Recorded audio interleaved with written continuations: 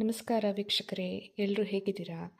ಇವತ್ತು ನಾನು ಒಂದು ಸಿಂಪಲ್ ಆಗಿರುವಂತಹ ಹೀರೆಕಾಯಿ ಚಟ್ನಿನ ಹೇಗೆ ಮಾಡೋದು ಅಂತ ತೋರಿಸ್ಕೊಡ್ತೀನಿ. ಬನ್ನಿ ನೋಡೋಣ ಇದಕ್ಕೆ ಏನೇನು ಬೇಕು ಅಂತ. ಮೊದಲಿಗೆ ನಮಗೆ ಒಂದು ಮೀಡಿಯಮ್ ಸೈಜಿನ ಈರುಳ್ಳಿ ಬೇಕು. ನಾನು ಅದನ್ನು ಕಟ್ ಮಾಡಿ ಇಟ್ಕೊಂಡಿದ್ದೀನಿ.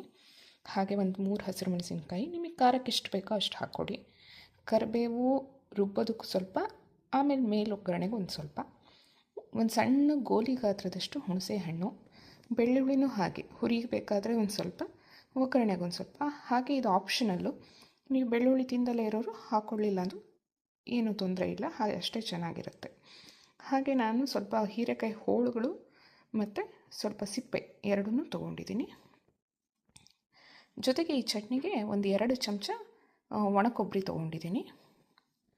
ಹಾಗೆ ಸ್ವಲ್ಪ ಕೊತ್ತಂಬರಿ ಸೊಪ್ಪು, ಜೊತೆಗೆ ಒಂದು ಸ್ವಲ್ಪ ಬೆಲ್ಲ, ಒಂದು ಅರ್ಧ ಚಮಚ. ಇದು ಸಹ ಆಪ್ಷನಲ್ಲು, ಇಷ್ಟ ಇಲ್ಲ ಅಂದವರು ಸ್ಕಿಪ್ ಮಾಡ್ಬೋದು. ಹಾಗೆ ಉಪ್ಪು, ಜೊತೆಗೆ ಎಣ್ಣೆ, ಹಾಗೆ ಒಗ್ಗರಣೆಗೆ ಸಾಸಿವೆ, ಜೀರಿಗೆ, ಹಿಂಗು.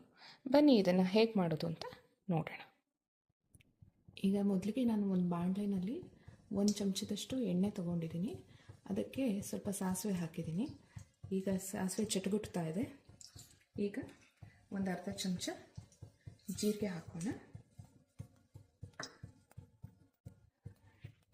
ನಂತರ ಒಂದೇ ಒಂದು ಚಿಟಿಕೆ ಇಂಗು,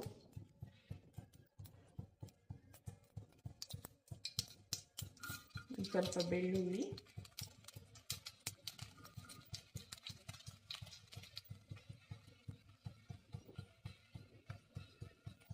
ಹಾಗೆ ಮುರಿದು ಬಿಟ್ಟು ಹಸಿರು ಮೆಣಸಿನಕಾಯಿ,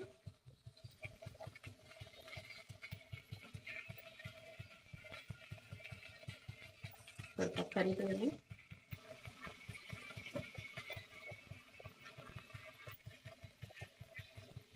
ನಂತರ ಈರುಳ್ಳಿ.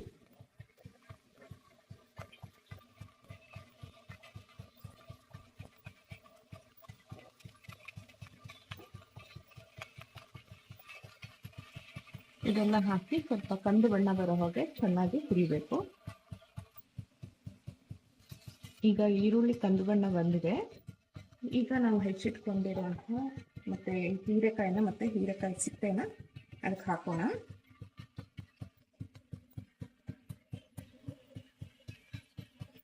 ಹಾಗೆ ಇದರ ಜೊತೆಗೆ ಹುಣಸೆ ಹಣ್ಣು ಇಟ್ಕೊಂಡಿದ್ದಲ್ಲ ಅದನ್ನು ಹಾಕ್ಬಿಡೋಣ.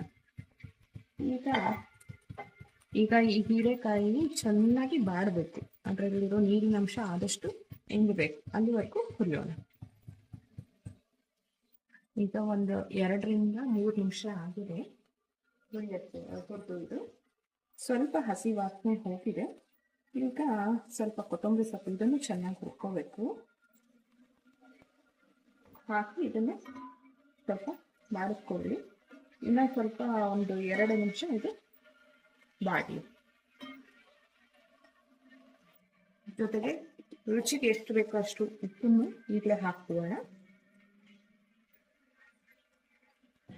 ಹಾಗೇನೆ ಈ ಬೆಲ್ಲ ಇಟ್ಕೊಂಡಿದ್ನಲ್ಲ ಅದನ್ನು ಹಾಕ್ಬಿಡೋಣ.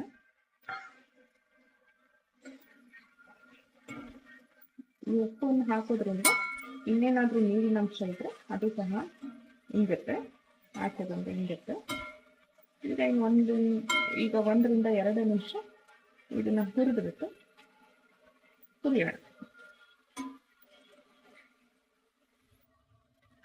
ಈಗ ಎಲ್ಲದೂ ಚೆನ್ನಾಗಿ ಹುರಿದಾಗಿದೆ, ಅದ್ರ ಬಣ್ಣನೂ ಸ್ವಲ್ಪ ಬದಲಾಗಿದೆ. ಈ ಹಂತದಲ್ಲಿ ನಾವು ಒಲೆನ ಆಫ್ ಮಾಡಿ ಈ ಏನು ಕೊಬ್ಬರಿ ತುರಿ ಇಟ್ಕೊಂಡಿದ್ವೋ ಅದನ್ನು ಹಾಕೋಣ. ನಿಮ್ಮ ಹತ್ರ ಫ್ರೆಶ್ ಹಸಿ ಕಾಯಿ ತುರಿ ಇದ್ರೆ ಅದನ್ನು ಹಾಕ್ಬೋದು, ತುಂಬ ಚೆನ್ನಾಗಿರುತ್ತೆ. ನನ್ನ ಹತ್ರ ಇದಿತ್ತು, ನಾನು ಇದನ್ನು ಹಾಕಿದ್ದೀನಿ. ಹಾಗೆ ಮಿಕ್ಸ್ ಮಾಡಿ ಇದನ್ನು ಸ್ವಲ್ಪ ಹೊತ್ತು ಚೆನ್ನಾಗಿ ಆರಕ್ಕೆ ಬಿಟ್ಬಿಡೋಣ. ಆರಿದ ಮೇಲೆ ಇದನ್ನು ರುಬ್ಬಿದ್ರೆ ಚಟ್ನಿ ರೆಡಿ ಆಗುತ್ತೆ. ಇದಾಗಲಿ ಮತ್ತೆ ಸಿಗ್ತೀನಿ. ಈಗ ಇದು ಸಂಪೂರ್ಣವಾಗಿ ತಣ್ಣಗಾಗಿದೆ. ಇದನ್ನು ನಾವು ಗ್ರೈಂಡ್ ಮಾಡ್ಕೊಂಡು ಬರೋಣ. ಚಟ್ನಿ ರೆಡಿಯಾಗಿದೆ. ಇದಕ್ಕೆ ಒಂದು ಒಗ್ಗರಣೆ ಮಾಡೋಣ. ಒಗ್ಗರಣೆ ಬಾಣಲೆಯಲ್ಲಿ ಅರ್ಧ ಚಮಚದಷ್ಟು ಎಣ್ಣೆನ ಕಾಯೋಕ್ಕೆ ಇಟ್ಟಿದ್ದೀನಿ. ಈಗ ಎಣ್ಣೆ ಕಾದಿದೆ. ಇದಕ್ಕೆ ಒಂದು 1/4 ಚಮಚದಷ್ಟು ಸಾಸಿವೆ ಚಿಟಪಟ ಆದಮೇಲೆ 1/4 ಚಮಚ ಜೀರಿಗೆ, ಹಾಗೆ ಹಿಂಗು. ನಂತರ ನಾವು ಸ್ವಲ್ಪ ತೆಗೆದಿಟ್ಟಿದ್ವಲ್ಲ ಬೆಳ್ಳುಳ್ಳಿ, ಅದು ಹಾಗೆ ಒಂದು ಸ್ವಲ್ಪ ಕರಿಬೇವು.